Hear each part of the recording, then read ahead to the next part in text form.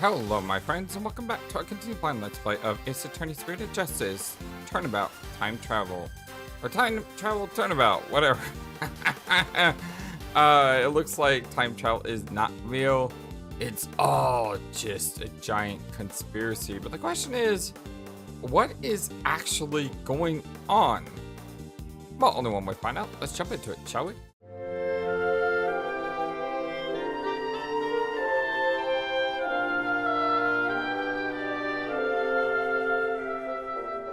I hope you're all having a wonderful, fantastic day today, September 22nd, Bucket Park, Moin Duck. I sure hope Pierce is around here somewhere.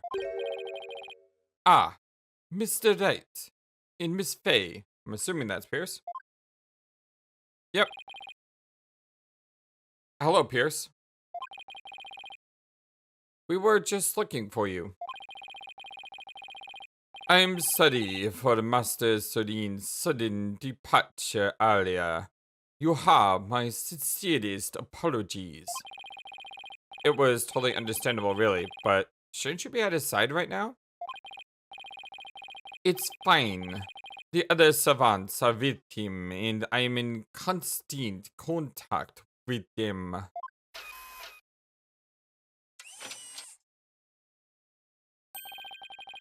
Do not forget to give him his pain medication, and be sure to keep him hydrated. Also, see to it that he is not up and about. He needs complete bed rest. Is this what happens when you're too rich for normal peasant phones? I must return to Master Sorin now, but did you want something of me? Actually, here's Sorin's notebook. He dropped it when he collapsed. I hope Pierce doesn't notice the bloodstain. Oh, thank you very much for this.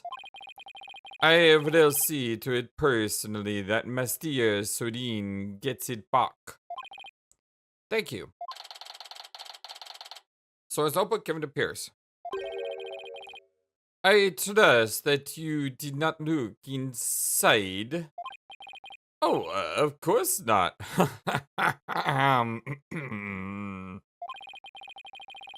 Because it is filled with numerous patent-worthy ideas, you see.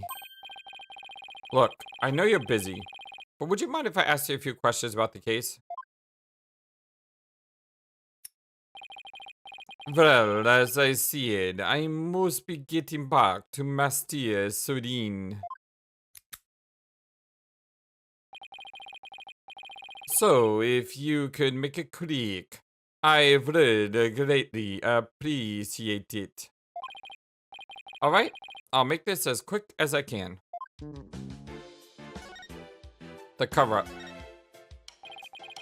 I'd like to ask you about the cover-up you tried to pull off, if you don't mind. I told everything there is to tell in court already. Disposing of anything that may harm the Sprocket family's reputation is simply a part of my job. Sounds like a lovely job description. I have nothing more to say on the matter. I will say, I do not think it's wise to spend time on topics that have already been discussed. Right.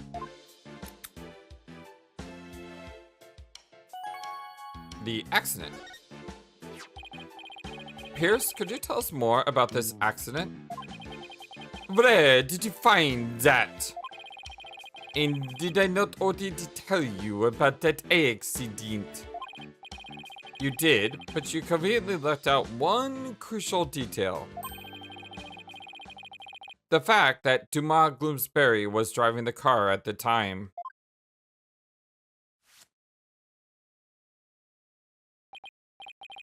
Oh, did I not mention that? I suppose it simply did not come up then. And Mr. Gloomsbury calls the accident Why didn't the Sprocket family fire him? Wouldn't that usually be the natural consequence of such a huge mistake? Yeah, that's a very good point. Please do not misunderstand. Bloom's body stayed on with the family.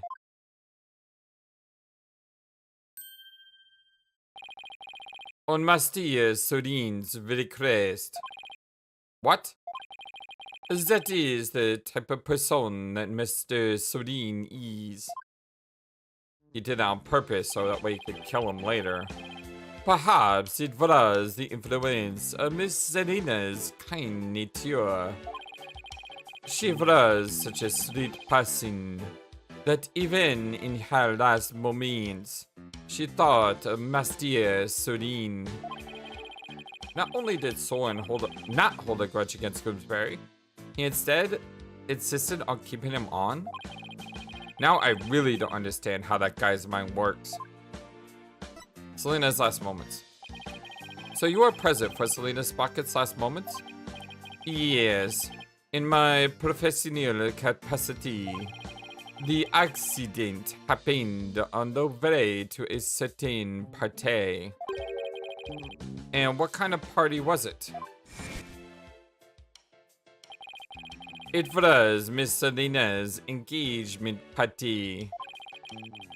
Bloom's body's injuries were minor, but Miss Selena's and Mr. Sorin's were critical. They were brought to the Sprocket family's regular hospital. Wow, to have such a terrible thing happen on what was supposed to be a day of celebration. Thanks to the surgeon in charge, Master Sorin pulled through. But Miss Zelena, she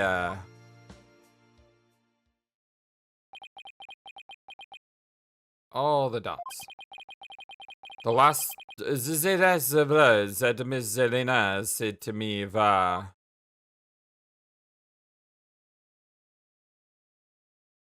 please help Sorin. Aww.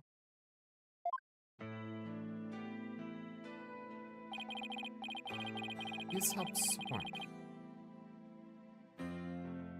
Please help Sorin. Could that be a clue?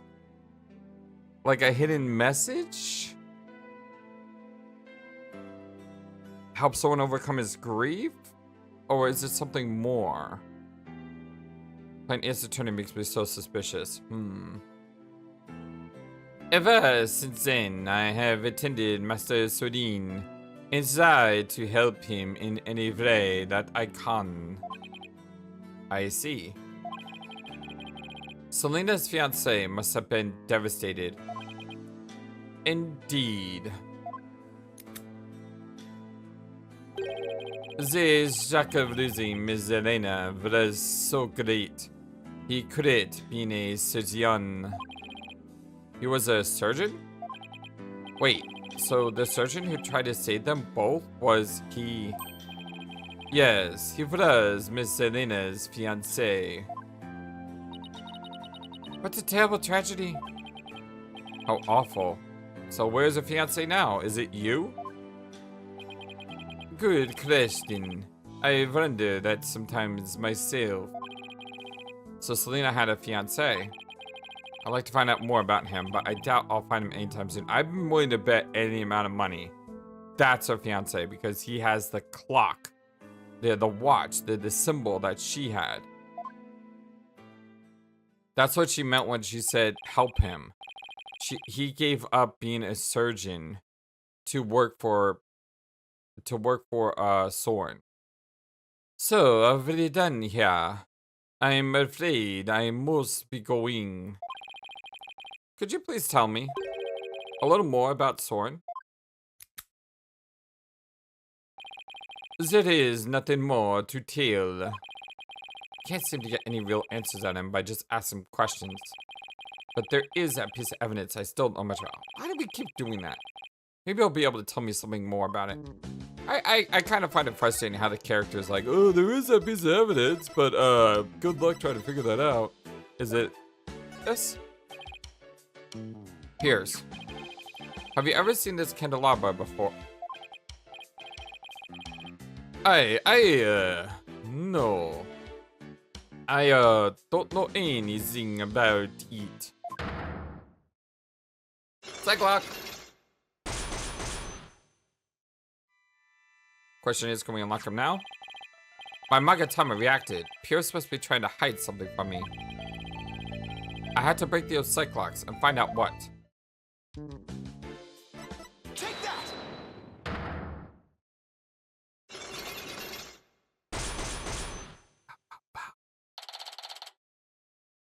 Pierce's secret. Pierce. You're hiding something from me about this candelabra, aren't you?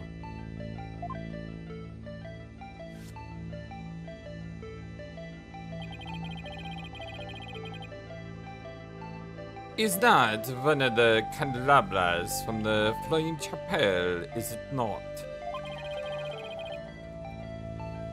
Is there something special about it? Actually, yes, there's some blood on it, you see. I think the blood might belong to this person. Is it going to be Sorin?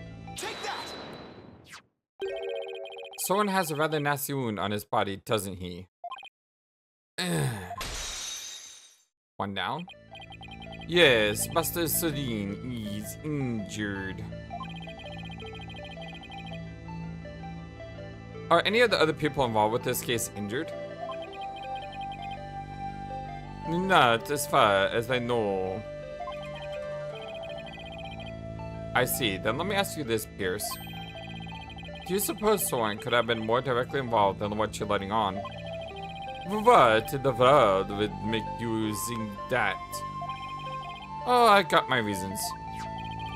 Mr. Gloomsbury's fingerprints were found on this candelabra stem, which leads me to believe that Mr. Gloomsbury stabbed Sorin with it. You cannot possibly think that the Master Sorin is the one responsible for the murder.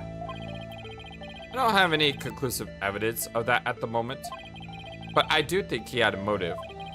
This proves that Sorin had a motive to kill Mr. Gloomsbury. The newspaper article.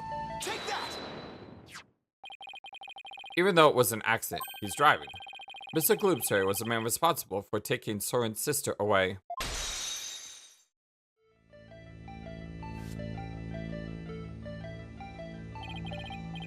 Let us suppose that Gloomsbury did stab Mr. Sorin with the candelabra.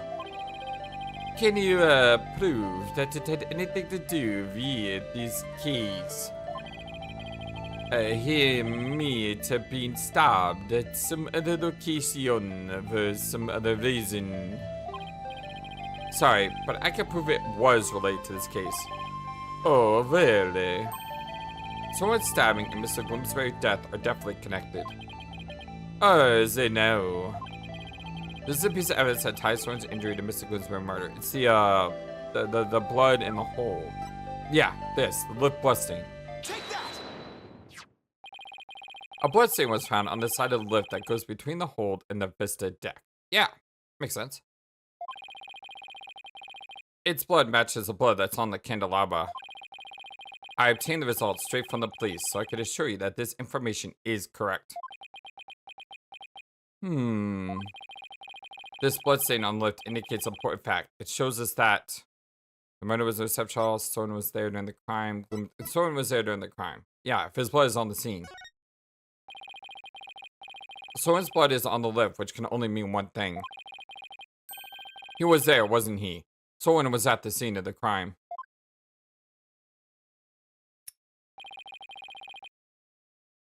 You are very astute, Mr. Wright. It appears I cannot hide this from any of you longer. Very well, I will tell you everything. Alright, tell me the truth, the whole truth, and nothing but the truth.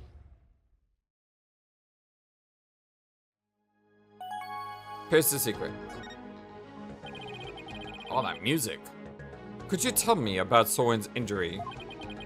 Very well. This is what I heard directly from Master Sorin himself. As you surmised, Master Sorin was stabbed by Bloomsbury on the day of the murder. It happened at the first wedding reception. The happy couple was in the reception hall when suddenly Bloomsbury appeared. He attacked with yelling and tried to take her away. Master Sorin went to stop him and found himself in a struggle with Bloomsbury. That is when Master Sorin was stabbed with the candelabra, he said. Even though Master Sorin was badly injured, he went after Bloomsbury. So Sorin really was at the scene of the murder, wasn't he? Yes, that is correct. However, by the time that Mr. Sorin arrived at the scene, Bloomsbury had already been murdered. Doesn't make any sense. How could he have been stabbed by Bloomsbury when Bloomsbury was already dead? So Pierce is saying that Sorin was at the crime scene, but then didn't have anything to do with the murder itself. Even still, why did you try to keep such an important piece of information from me? I am very sorry. Master Sorin's injury and Bloomsbury's murder were not directly related, so I decided not to mention it, so as not to unnecessarily complicate the investigation. Now then, I am very sorry, but I am afraid I really must go now. Please excuse me. Thank you for your time. Pierce should have just told us everything in the first place to save us all that time. Yeah, but I guess it isn't that simple for him. He is the family butler after all. He sure didn't make our job any easier though, did he?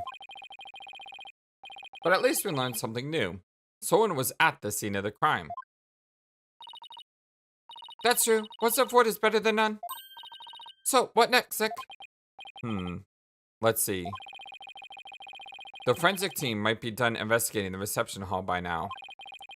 Let's go check it out. Sounds like a plan.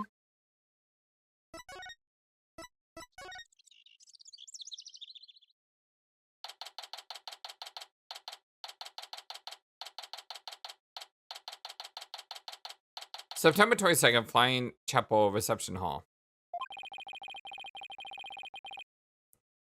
It looks like the police are done with their investigation here. I wonder if it's okay for us to take a look around now. Oh, hi, Mr. Knight. Is this Emma? There's actually someone cleaning in the background. Look at that. That's cool. Hi, Emma. Would it be alright if we investigate in this room now? Sure. The police are all done, so go for it. Oh, remember that broken lantern? I restored it to perfection. I had to say, it's some of my best work. Sounds like the repair job was a resounding success. Thanks, Emma.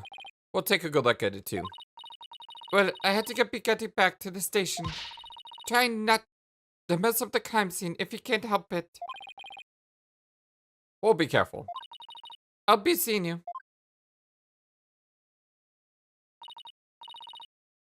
Bye, Emma, and thank you. Well, should we get started? Okay, so multiple things to look at here. There's the left and right. I always forget that, so it's good to know. This is already checked off. It's a glint over here. This is where the murder weapon, the timekeeper, was displayed. I guess it's in police custody now. Huh? What's this? A key? Let's estimate about it. Good idea. She might be able to tell us something. Excuse me, could I ask you a question? Of course. What would you like to know? Do you know anything about this key? It's a key that starts with the timekeeper. A startup key? That's right. Oh, the first startup of love ceremony was so beautiful. The bride and groom each held a symbol of their love, and when they put them together, oh, how romantic it was. Key of Love, a heart-shaped key used to activate the timekeeper. Added to court record. First startup of love ceremony? What exactly did that entail? Oh, it's a ceremony in which the couple activate the timekeeper together for the first time. I suppose it was kind of like a cake-cutting ceremony. And what are these symbols of love that you mentioned?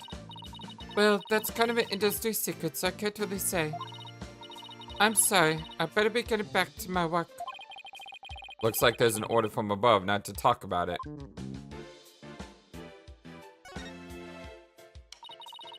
It's another beautiful day outside, isn't it? Thought I was pointing at the maid. Yeah, if only it was the scene of a murder, we could really enjoy it. True.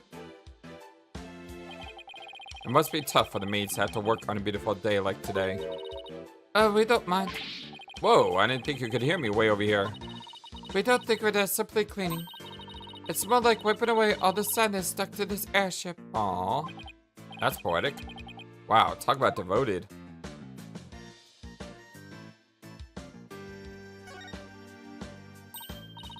Hey, I think that tablecloth is new. They must have changed it since yesterday.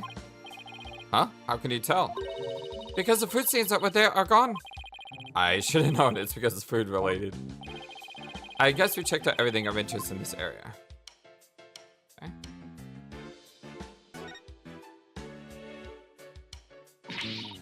Nick! What's wrong, Maya? This hasn't moved an inch since the last time we looked at it. It would be pretty creepy if it had. Look, we're in the middle of an important investigation, so try not to shout, okay? I was just hoping it had changed somehow, you know, so it would be more interesting. The last thing we need is for things to get more interesting. Ain't that the truth? What about the fog machine? Anything? No. Alright, let's spin it left. Or right. Whatever.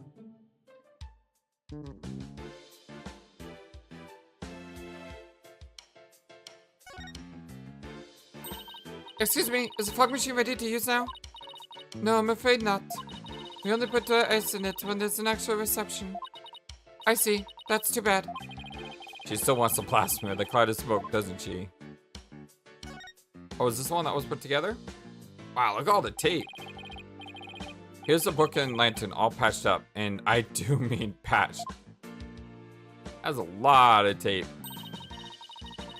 Ima said this was some of her best work, so I know she put a lot of effort into it. Yeah, but it still looks... I mean, that is the definition of a patch job, that is for sure. Wow.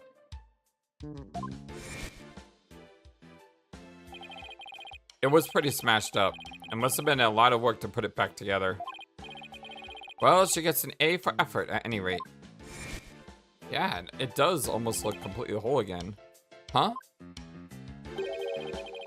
This wheel handle on the back has some blood on it.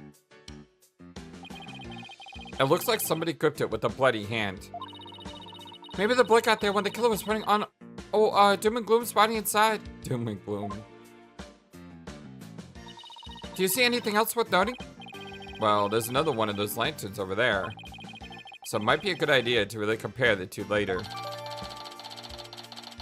Book and lantern updating the court record. The light in which the victim body was found. Ima restored it, but something about it still seems off. Can't do anything with the blood, I guess. Alright, swing it left.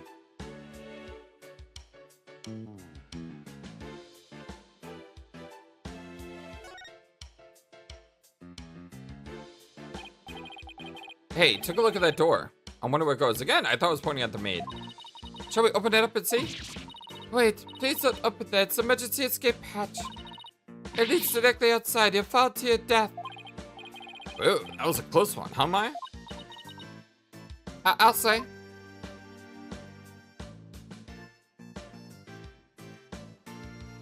Have I not explored everything? Again, I really wish this game had like a light up bubble command. Because scouring pixels is not the best use of time. Especially when it's like one small thing.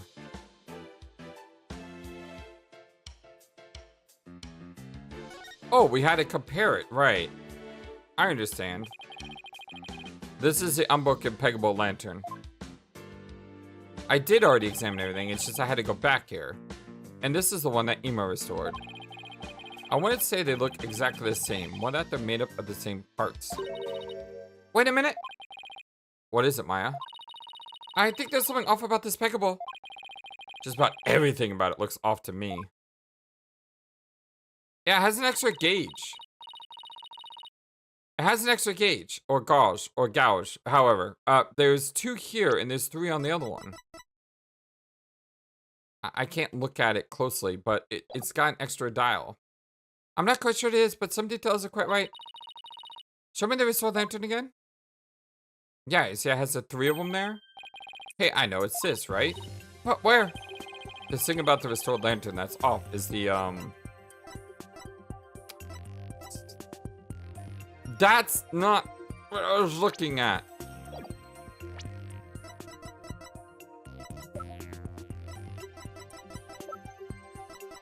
And of course it doesn't show you the other one, it only shows you the broken one. So it's hard to, like, I mean the color of the wheel handle obviously pisses blood on it. The shape of the horns is different, isn't it? How they're curved and their size and stuff. I don't know. The curved size seems the same as that book one to me. Yeah, I guess you're right. They're pretty much identical, huh? In that case. Is it really just the color of the handle? We already know it's blood. I got it. The angle of that wing is different, and it's attached all wrong. Well, duh, Nick. I could have told you that. I mean, there's something more subtle. Something that feels just slightly off. You know what I mean? No, not really. Still, maybe it's... That's weird. I mean, the color of the wheel handle, like, why would that be something that sticks out to you as strange? You already said that one handle has blood on it and the other doesn't. Look, it's a wheel handle. It's a different color altogether. Oh, one's white and one's brown. Oh, the wheel handles are backwards. Emma got inside and outside wheel handles switch around. Okay. Oh, wow, you're right. And there's blood here on the handle as if somebody gripped it with the blade hand. So somebody gripped it from the inside is what they're saying. And they try to open it. Right. Which means that the blood got on the handle from inside the lantern. There's also an extra gauge on that thing. Do you think the blood got there when the killer was putting the body in the lantern? It's really hard to say at this point.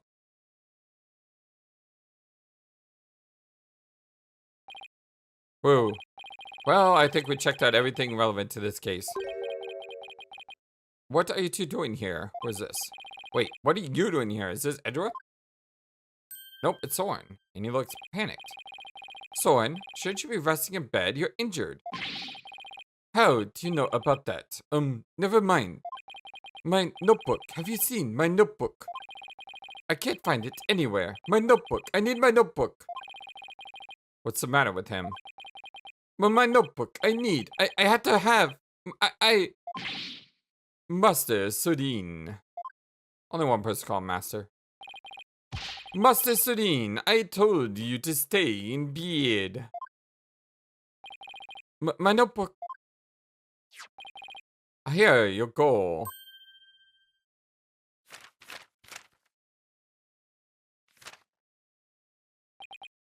Yes, this is it.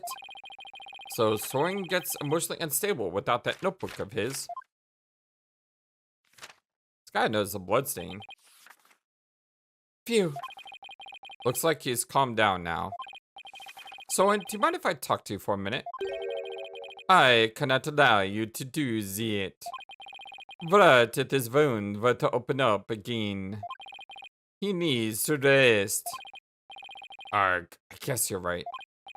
Now, if you will excuse us. Master Sorin, Litus Vitaya. All right. There they go. Pierce is right. I guess he really isn't in any condition to be questioned. Well, let's go back to the agency and sort through what we learned.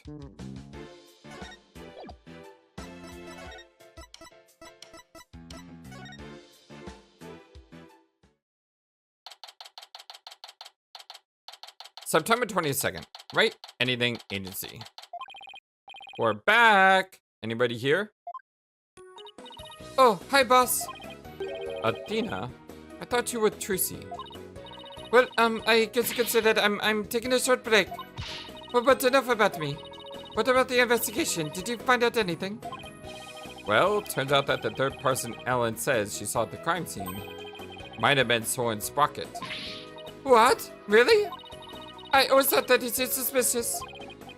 Thing is, by the time Sorin got to the Vista deck, the murder had already occurred, apparently. No way! I don't buy that. Not for a second. It's a cover-up, I tell you. That's certainly a possibility. And as a lawyer, it's certainly a possibility I have to pursue, but... But what? It's your job, right? So pursue the heck out of it.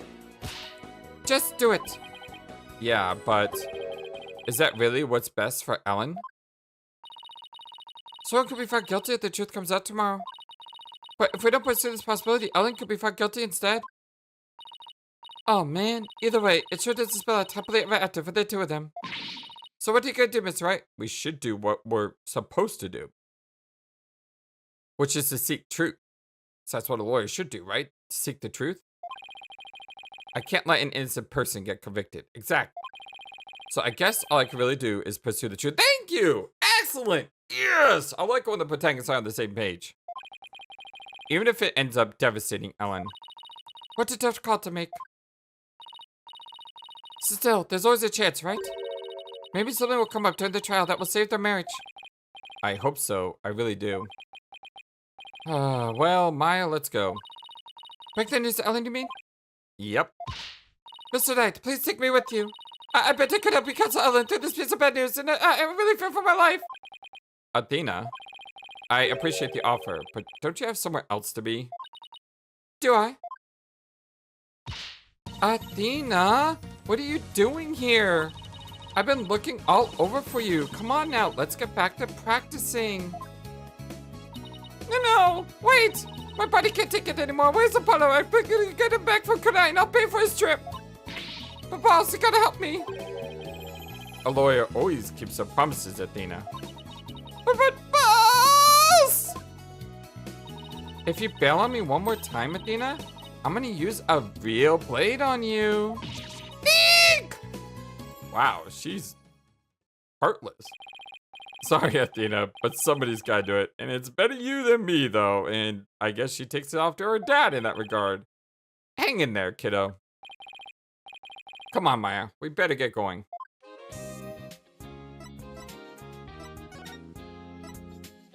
It is kind of strange, though, in my opinion, where in that one case that I complained about, where I think it fits out of order because it interrupts the flow, case 4.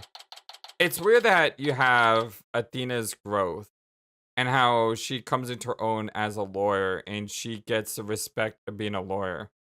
And then in the DLC case, she's basically made into the comedic relief. I understand why they're doing it because they want Phoenix and Maya to be together as a callback to when they used to work together in the first trilogy. But still, it does seem a little bit odd, and it also, in some ways, kind of unravels that character building that we did with Athena. So, I'm on a split mind on this. Where do you fall? Do you fall into the camp where she should not be treated this way because it undermines her growth? Or do you fall into the camp of, well, it's an unnecessary necessity to get Maya and Phoenix, back together as a tag team?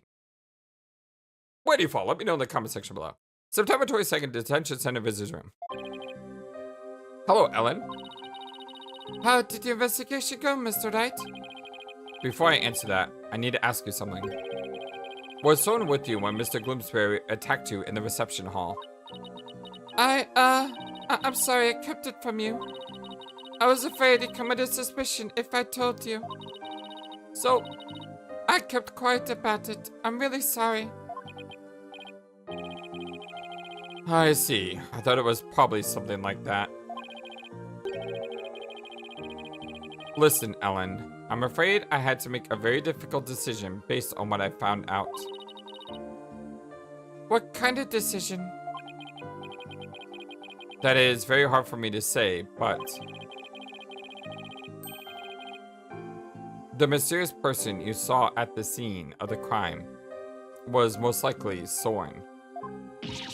What? In other words, in court tomorrow, I'm afraid I'll have to propose the possibility that Sorin is the true culprit. No! Sorin is innocent! No!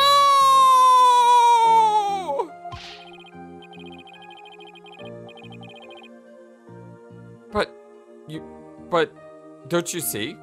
If you try to pursue that line of thought, you'll be found guilty. No! No! No! No!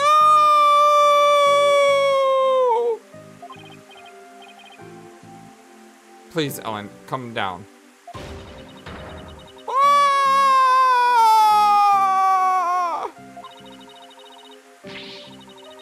Someone just can't be found guilty. I'd much rather be guilty than him instead. Ellen, you can't think of yourself like that. But no! Marriage is for life, right? Do you think you could really run away from him, the truth, and still be happy with him?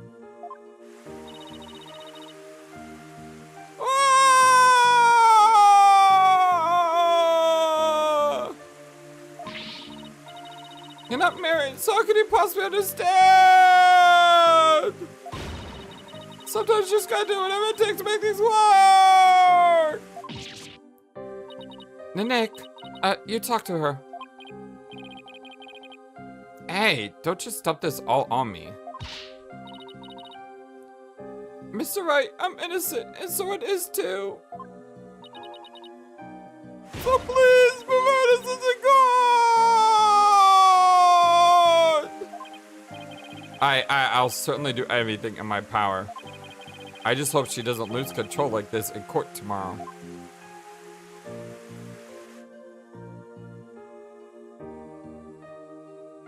To be continued. Ah, what? 40 minutes? We can go further.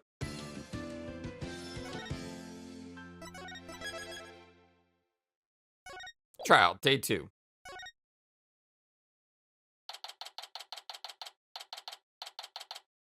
September 23rd, 8:50 a.m. District Court. Defendant lobby number 3. So the one thing we found out yesterday is that Sorin was there at the crime scene. So normally it takes 2 to 3 episodes to get through a court day. And if this is a final day, then what I want to do is I want to try to get like a half hour into today. And then that would mean that we should be able to finish this in the next video with a longer video. Yeah, so let's try to go another half hour. So the one thing we found out yesterday is that Sorin was there at the crime scene. I only hope I can get some testimony from him that'll get to the heart of the matter. Mr. Wright. Good morning, Ellen. Look, I'm afraid you might not like the result of today's trial. Nevertheless. Don't tell me you're still thinking of going that route. Sorin is innocent. He can't be found guilty. Take me instead. Ellen, please, try and get a hold of yourself.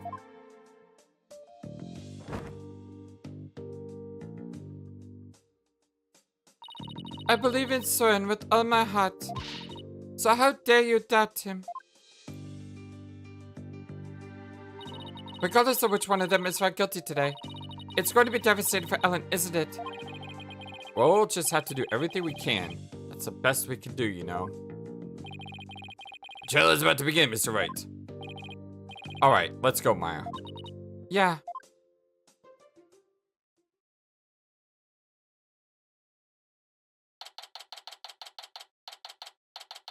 September 23rd, 9 a.m. District Court. Courtroom number 6. Day 2. The court is now in session. All rise! Court is back in session with the trial of Ellen White. The defense is ready, Your Honor. The prosecution is ready, Your Honor.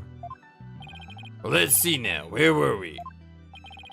In yesterday's session, we found out about the Sprocket family's conspiracy to cover up the murder of Dumas Gloomsbury with the second reception. Taking advantage of our collective shock, the defense, as usual, made a nonsensical claim.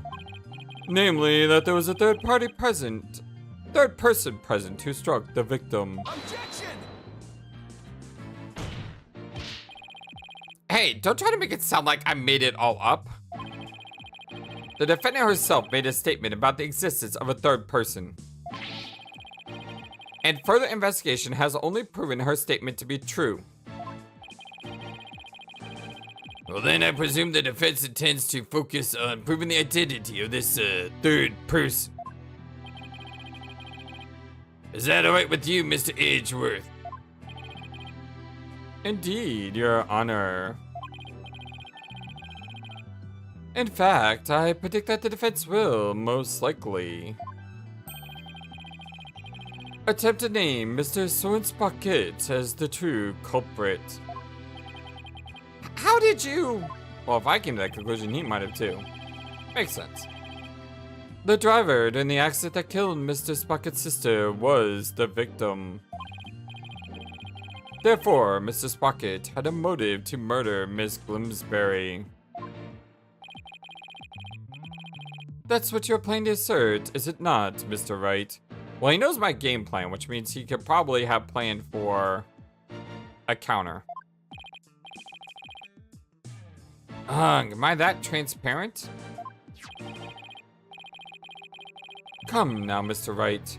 Did you really think the police wouldn't uncover this information?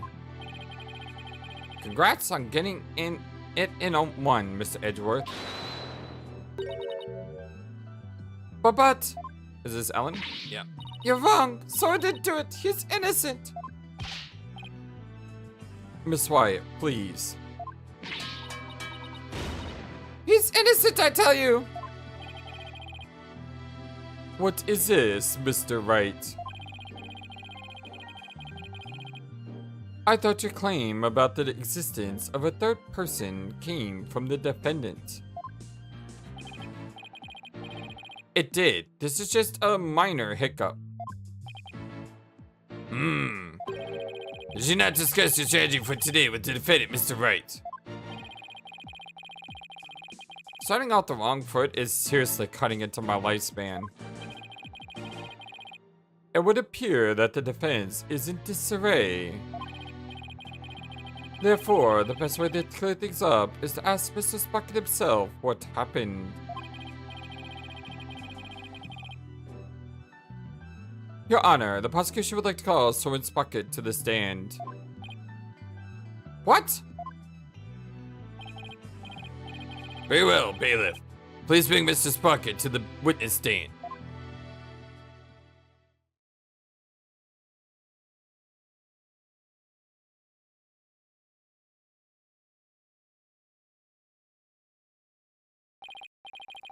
Witness, please state your name and occupation if you would.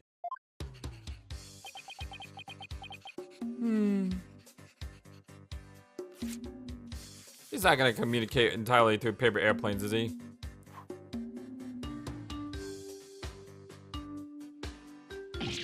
Oh!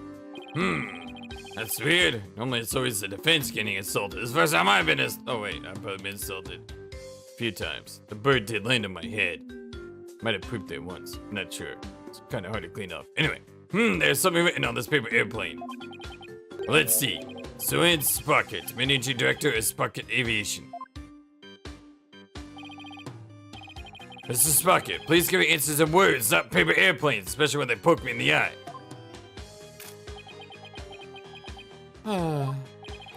Now then, Mr. Sprocket. Please tell the doubting lawyer there what really happened at this time of the crime.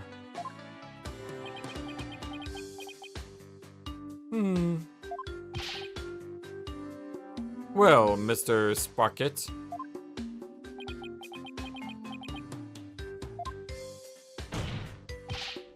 Mr. Sprocket! All right. You want me to talk about what happened with the climate code. In other words, after the first wedding reception, when Ellen and I were in the reception hall, right? Not even the power of the court can stop her from marching the beat of his own drum.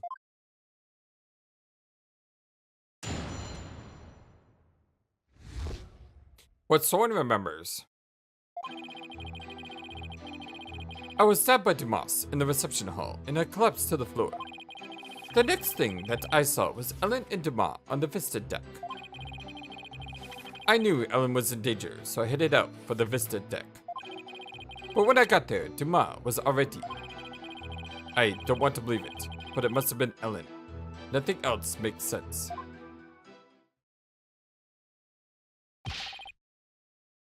Wait a minute here. You actually think Miss Wyatt killed the victim? That's right. Dumas was killed by Ellen. This is unbelievable. How can you suspect your bride, the woman you love? Objection!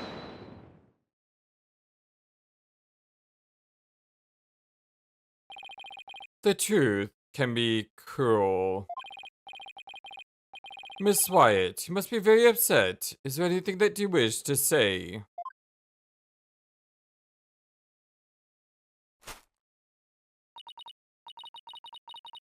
No, I can't believe this. Sorin!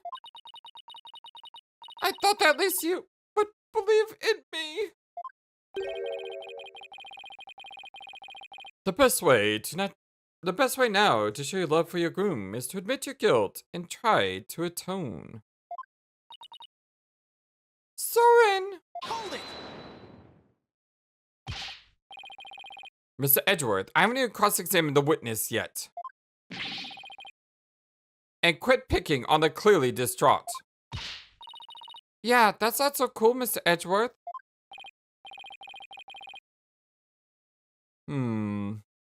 A court is where we seek truth.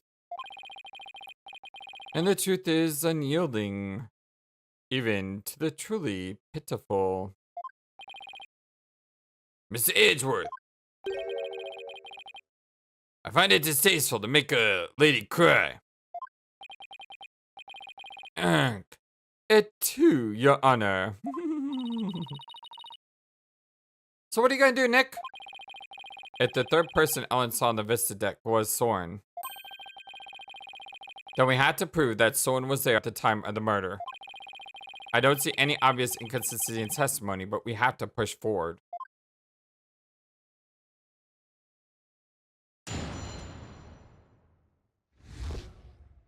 What Sorin remembers. I was stabbed by Dumas in the reception hall, and I collapsed to the floor. Hold it! Please tell me everything you can about when you got stabbed. After the reception, Ellen and I were enjoying a moment alone in the reception hall. Then Dumas appeared and stabbed me. He grabbed Ellen and the timekeeper and left the reception hall. Did Mr. Gooseberry say anything at the time? I don't remember. After I was stabbed, I was immobilized by the pain. I see.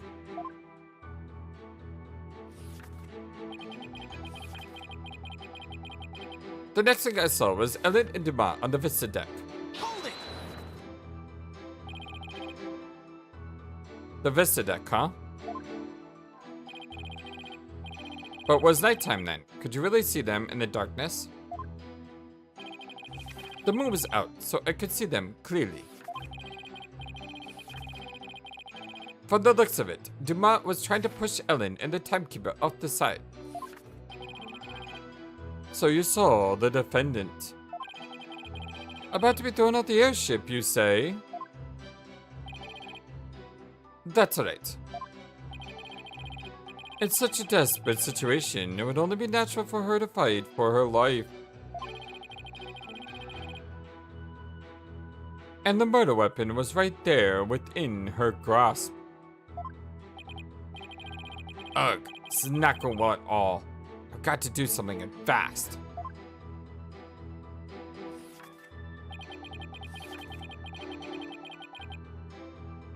I knew Ellen was in danger, so I headed for the Vista deck. Hold it! I can understand that your body was in danger, but were you really able to move with a stab wound to the gut? I was desperately trying to push the pain out of my mind. I see. So adrenaline kicked in and gave you strength, is that it? I don't see much of his statement that I can refute. That's right. I almost passed out several times, so I made my way to the Vista deck.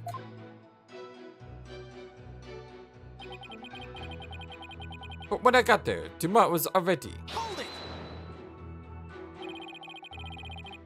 Are you absolutely sure, Mr. Sprocket? But by the time we got to the Vista deck, the murder had already been committed. Yes. But the Vista deck is just on the other side of the glass windows in the reception hall. Should you have been able to get there right away? Objection!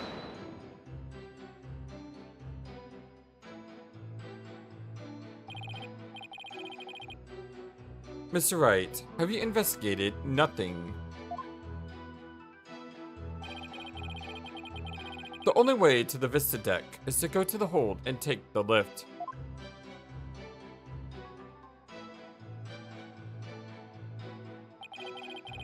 No matter how much one hurries, it would take at least 10 minutes. Ugh, that's unhelpful.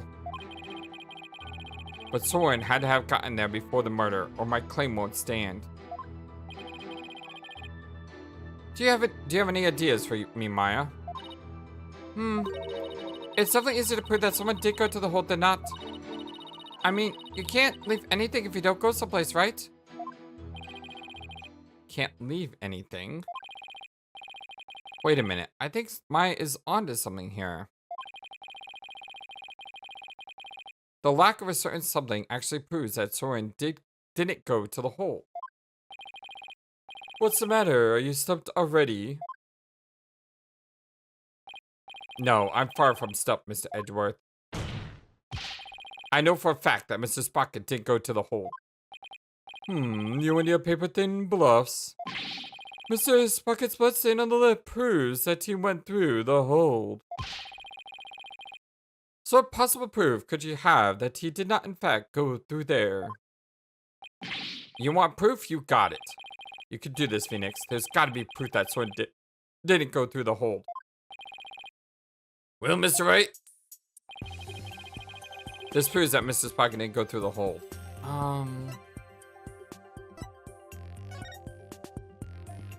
That's not it. Didn't go through the hole. Didn't go through the hole.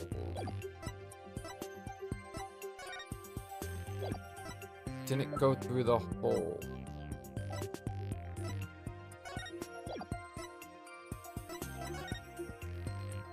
Didn't go through the hole. Oh, here we go. Hold entry record. Yeah, his name's not on the list. Take that! As anyone can see from the hold entry record, there's absolutely no mention of Sorin Sprocket entering the hold. Huh? The defense asserts that Mr. Sprocket used a different route to get to the Vista deck.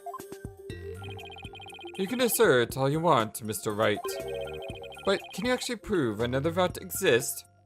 Well, there's the exit door. Could he have flown there from the exit door? I mean, he is very clever with planes and aviation. And his name is Sorin. Can I prove the existence of another route to the Vista Deck, you ask? Sure. I can prove it. Even if it's just a bluff, I have to present something. Anything that could the existence of a faster route to the Vista Deck. Very well then, Mr. Wright.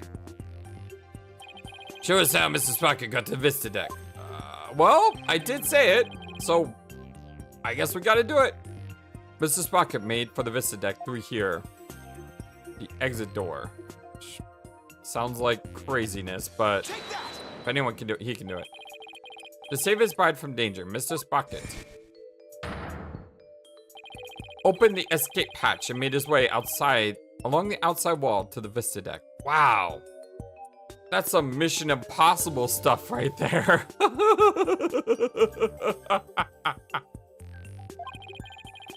Isn't that right, Mr. Sprocket?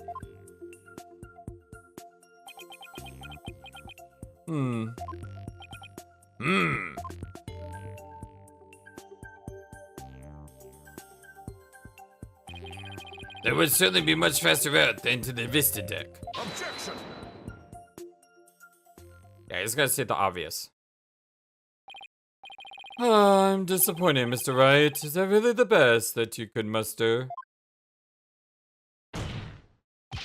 That escape hatch is not meant to be used to get from the reception hall to the Vista Deck.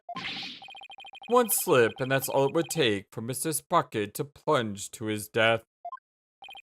I have to agree, the defense's claim is really stretching it. Hold it! I understand how it sounds, Your Honor. But at this point, it's too early to definitely say that he didn't go that way. So that's what you're going with then, I take it? Of course, Your Honor. This is real life, Mr. Wright, not some cinematic drivel or comic book. Yeah, you got a point there. Do you have some sort of logical explanation to share that would convince us of your claim? I do. Are you sure, Nick? Kind of? Actually, I have nothing. So I'll just have to wing it somehow. And what do you base your theory that Mr. Sprocket made his way along the outside? My theory that I was able to go along the outside wall despite the dangers based on power of authority, the power of love, the power of money. I mean, the power of money makes a lot of sense. He could have invented something. But I'm gonna go with the power of love because I really do think he loves Ellen, even though he's kind of throwing her under the bus. Because he did have that one scene where he showed he cared for her. To save the bride he loves, the groom risked his life and rushed to her side. Mr. Sprocket was able to make it to the Vista Deck despite the danger. Because of the power of love! Power of love? Well, that love is a source of strength that can help one overcome any obstacle. I think I can relate thanks to my own long, happy marriage. Wow, he actually seems to be buying it. Objection! Yeah, I knew you would. The power of love, you say? That kind of illogical argument is hardly viable in a court of law. Wouldn't you agree, Your Honor? I'm afraid not, Miss Edgeworth. You should never underestimate the power of love. Hey, he's actually taking my side for once. Actually, this is a couple times he's done now. You just don't understand. Wait, what did you say? You understand one day when you get married, which I won't. Aww. Exactly what is so wrong with wishing to remain unwed? Way to set him off, Your Honor.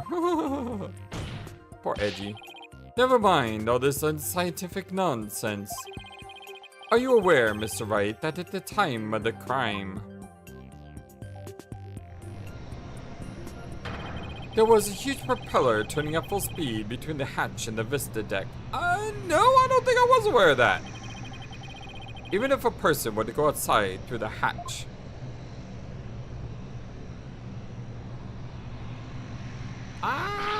they'd be blown away in an instant. What if?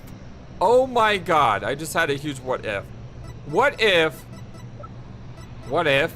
Bear with me here. I need to find the what if. What if that is not a pterodactyl, which it obviously isn't? What if that's a person flying? What if Sorin constructed a flying device that he used and he went around the back way to avoid the propellers?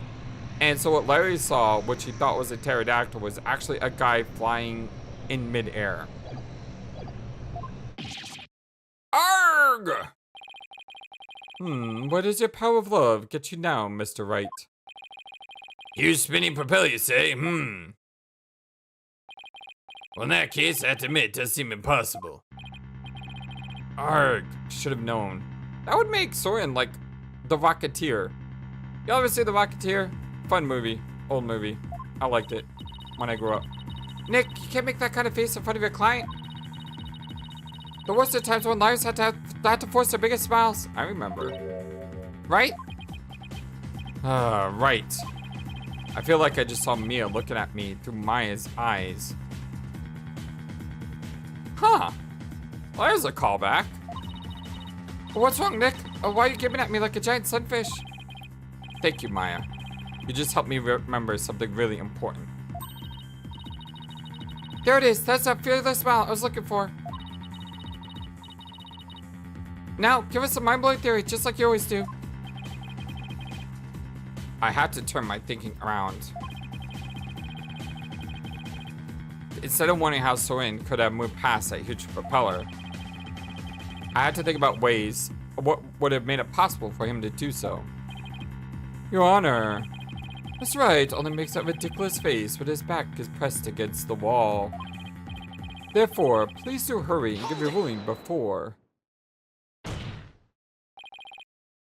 Mr. Edgeworth, it's still far too early to discount my theory. What are you talking about? The airship's spinning propellers have already shredded it to pieces. But if we think a little more outside the box, I'm sure we can find a way he could have made it. Stop trying to stall, Mr. Wright. And show us how it could have even been remotely possible, if at all. I must agree with Mr. Edgeworth. Very well, Your Honor. There must have been a way. Some way that someone could have moved along the wall in spite of the propeller. Now then, Mr. Wright. What specifically would have made it possible? This is how it would have been possible Mr. Sprocket at the Vista deck. Some other way, the airship wasn't flying the proposal, he got some other way. He flew. Instead of going along the outside wall, the witness got to the Vista deck some other way. That's why the propeller is irrelevant to this case. Really now, Mr. Wright? Because as I recall, you were the one who was arguing that Mr. Sprocket made his way to the Vista deck by moving out along the outside wall. Why then are you now suggesting they got to the Vista deck some other way? I agree, this new argument is a complete about face. Yes, well, that's not what I meant to say though. What we want to know is what would make it possible to move along the outside wall. So please refrain from changing horses midstream defense. So that's not what I mean! I mean, yes, Your Honor. I better think this through a little better. I'm trying to say that he got there another way because he flew, not because he went a different route. Please let me try again. This is how it would have been possible. The airship wasn't flying? What allowed Mr. Sprocket to go along the outside wall in spite of the propellers is the location of the flying chapel at the time of the crime. Location of the flying chapel? Wasn't it flying high in the sky? No, Your Honor, I'm afraid it wasn't. What? Well, then where was it?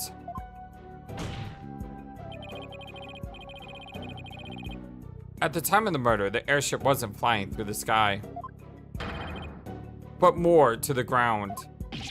What? And if the airship wasn't flying, then that means the propellers weren't turning.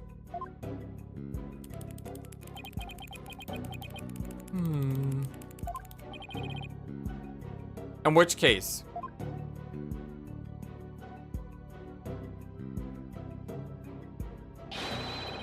Mr. Sprocket could have gotten to the Vista deck alongside the outside wall. Isn't that right, Mr. Sprocket? Erk! Oh, that was weird. I don't remember. Ow, he stabbed himself with his pencil. That's gonna leave a mark. Objection. Even if the propellers weren't turning, it would have been far too risky to go that way. Ah, but Mr. Edgeworth, you're forgetting about the power of love. Yes, amazing power of love. Not this again. Very well, for the sake of argument, let's assume this so-called power of love made it possible for Mr. Sprocket to move along the outside wall of the airship. Can you prove that the airship was tied to the ground as you claim, Mr. Wright? Well, I don't have any evidence that proves where the airship was at the time. You can't prove it, can you? Ugh. Maya, can you think of anything we can use to prove it? Get back in. Oh wait. Didn't somebody see something outside a window at the time of the crime? I think I remember someone saying as much. Do I have a piece of evidence that shows what was outside the airship? Well, what are you waiting for? This piece of evidence shows what was outside the airship at the time of the crime. Alright, well, I guess he wasn't flying something, but it's still what I need to show, right? Take that. This piece of evidence shows what was outside at the time of the murder. What kind of lousy drawing is that? It's a drawing made by Larry Butts. What can you prove with that poor attempt at artistry? Larry made this drawing before he switched the lanterns. Yep. So it must have been right around when the murder was being committed. Now, if I could direct the court's attention here. Is that a pterodactyl? Does that mean that the airship actually went back in time to the Cretaceous period? Hey, I'm actually proud of you for knowing that, Judge. Objection. We've already proven that time travel is nothing more than a gimmick, did we not? We did, and I have no intention of bringing up that argument again. But this drawing shows us an important piece of information. It shows us that the airship was actually moored on the ground. And what makes you so sure? That's easy. All I had to do is consider who made this drawing.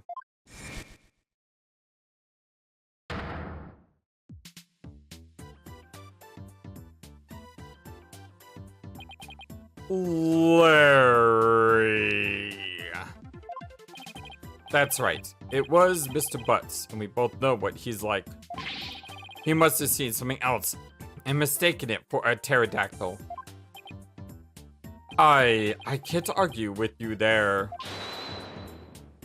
Hey, what? Wait just one doggone second here. What kind of moron do you guys take me for? A very big one. I saw with my own eyes. A pterodactyl flew right by the window. I tell you, it's a pterodactyl, not a pterodactyl. Don't you know there's a P there, you idiots? I had the sharp eyes of an artist. Don't you believe me? No. Nick! Nope. Some friends you guys are. What about the judge? You believe me, right, Your Honor? I'm sorry, but I'm afraid you need to leave this courtroom. Bailiff, if you would. Come on, buddy, let's go. Why doesn't anyone believe me? Don't take it personally, Larry. I know you're just being, well, you. Now then, so you're saying that what Mr. Butts really saw?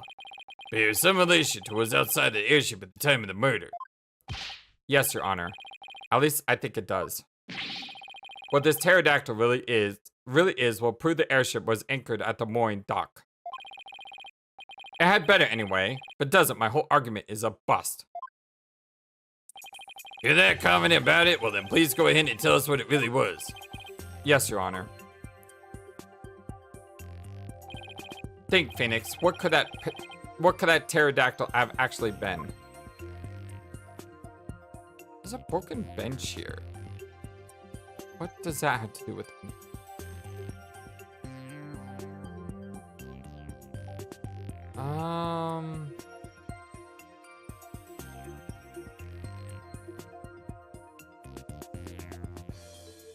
Wait, is that it? Like, I'm seeing it now.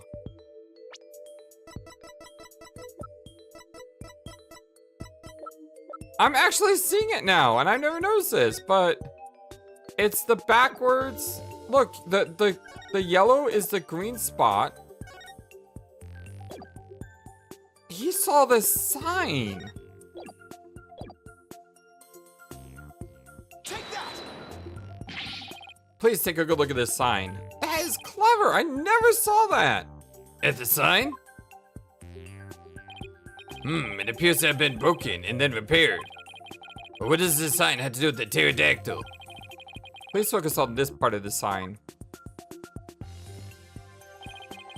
The part that broke off and got reattached? What about it? How about if we turn it like this? Oh, that shape. Is that the pterodactyl in the drawing? So I guess it wasn't Sorin. I was wrong about that.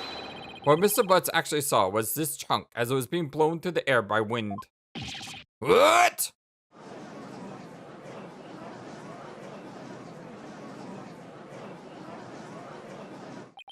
On the day of the murder, there were some heavy winds in the area of the mooring dock.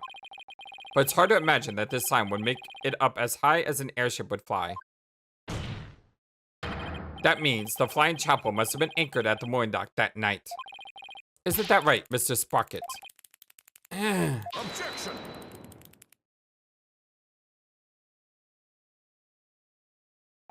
That's more than enough of this power of love nonsense, you pop culture junkie.